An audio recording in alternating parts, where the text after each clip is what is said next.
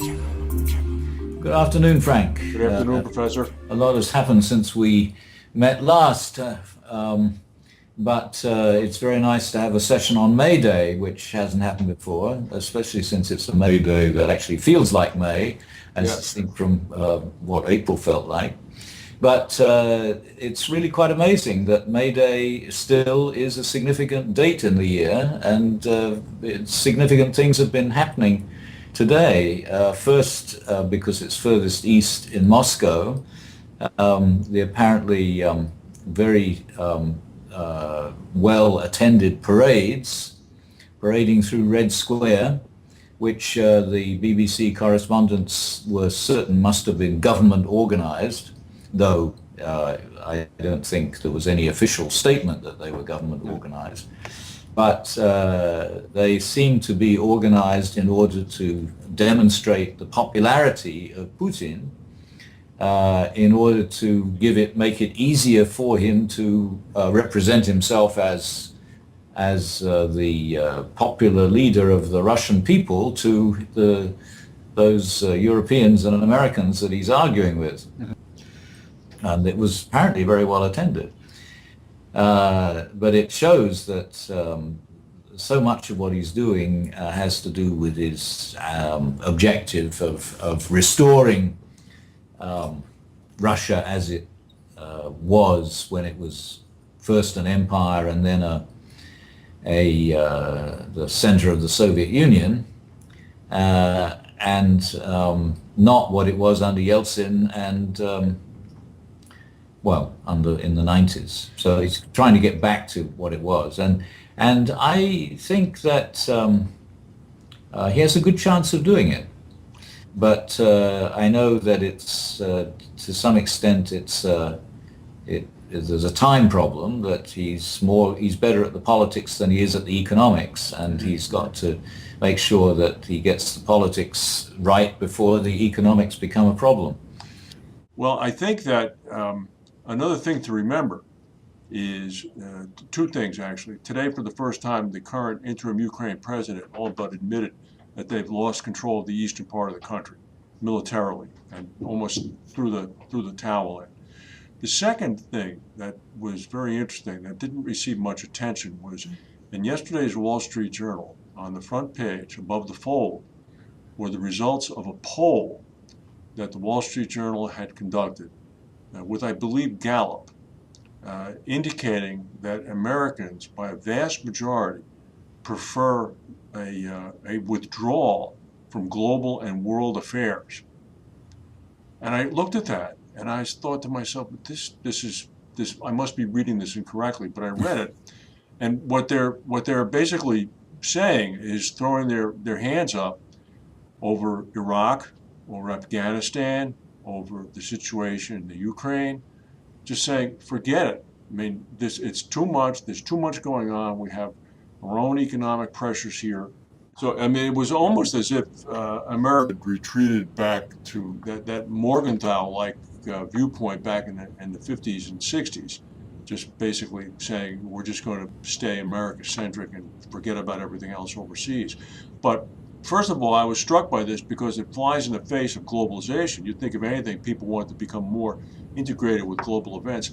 And secondly, I'm sure that Vladimir Putin in the Kremlin read a translation of the Wall Street Journal article and probably started clapping, saying, this is great.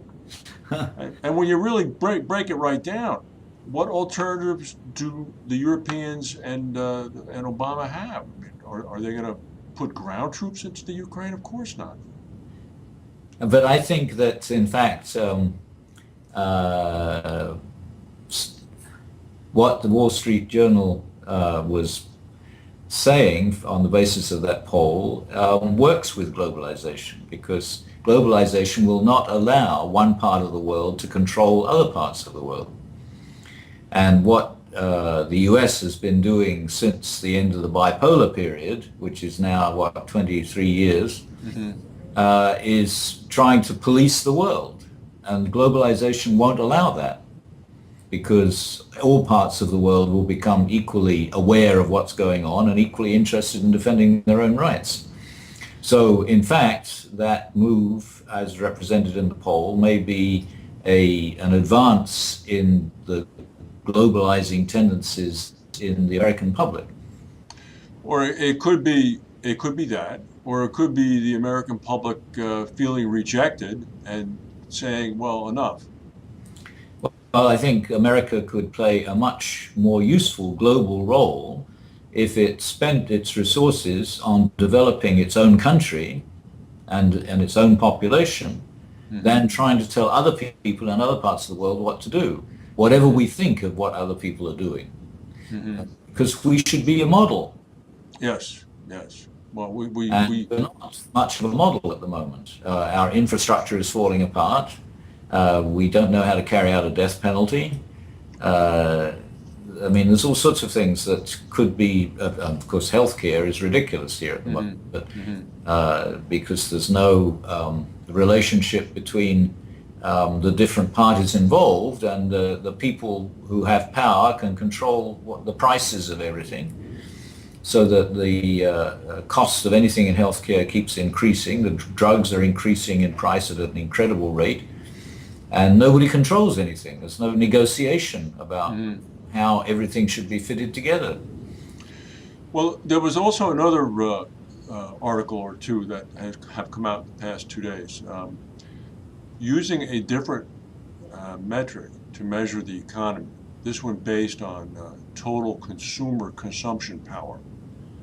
It seems as if the Chinese economy could overtake the American economy in size by the end of this year.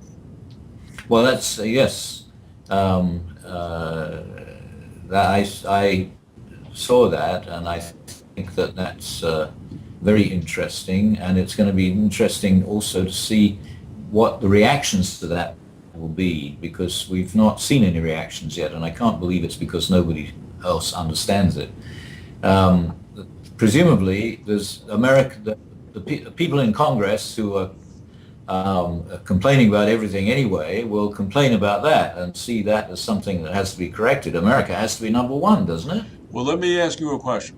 All right. I mean, I know of your background, and you were brought up in England before the war a little bit, and had at least a anecdotal passing down of the stories of the Victorian era and the supremacy and strength of the empire.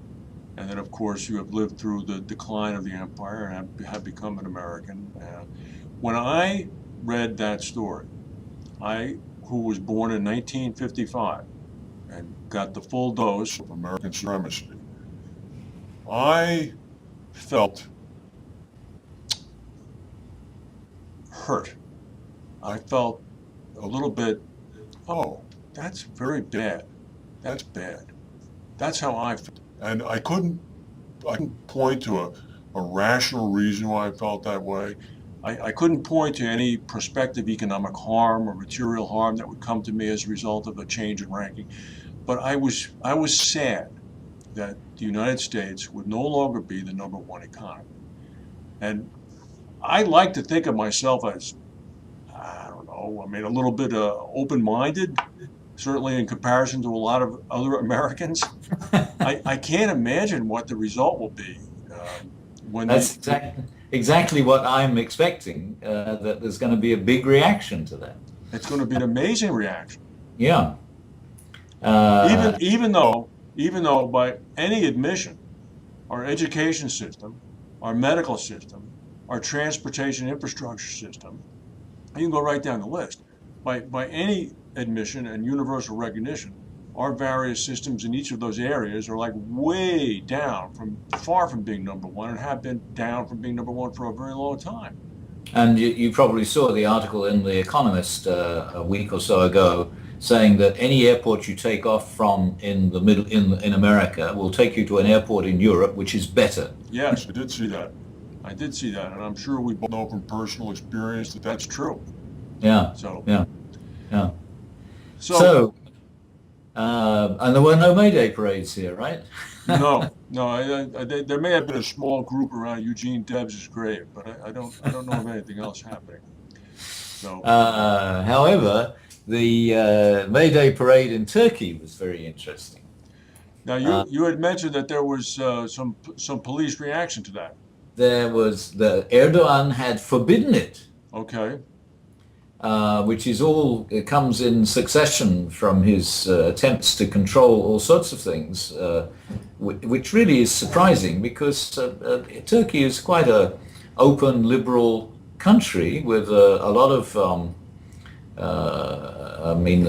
the general atmosphere in places like Istanbul and the other big cities is similar to a European city. Mm-hmm. And it's difficult to understand how it is that Erdogan thinks he can actually control this sort of thing. And he's not controlling it very well.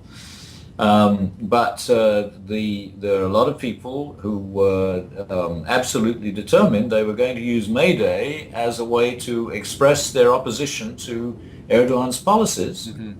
And most of them were unions. Oh.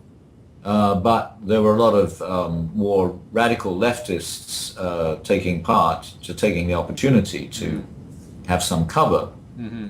And Erdogan sent the police in, and there was a lot of violence. But still, the tourists were trying to get their bags into their hotels, and Now, is it only because of the sectarian slant of Turkey? I mean, that May Day was able to occur there. That doesn't occur in Islamic countries in general, does it? no, I've never seen it reported. I didn't see it in Iran when I lived there, and I haven't seen it in any other country or heard reports of it. But I think it's because of the unions in Turkey that it gets some attention. Mm-hmm. But Erdogan really has been clamping down on all sorts of things that seem to him to be in opposition to his control, Right, right. Especially in journalism. Well, it must not be terribly offensive to the population as he was returned to power. Um, but of course, Turkey also has this relationship with Europe, which is what I had in mind in bringing this up. And so there's going to be a European reaction to this in the press in the next few days, I'm sure. There'll be a strong reaction in the press to this. You're right. You're right. And there was also a strong reaction in the European press today to the botched execution in Oklahoma. Yeah. Appalling. Yeah. They couldn't believe it. I mean, no one here could believe it when you read it either. Yeah.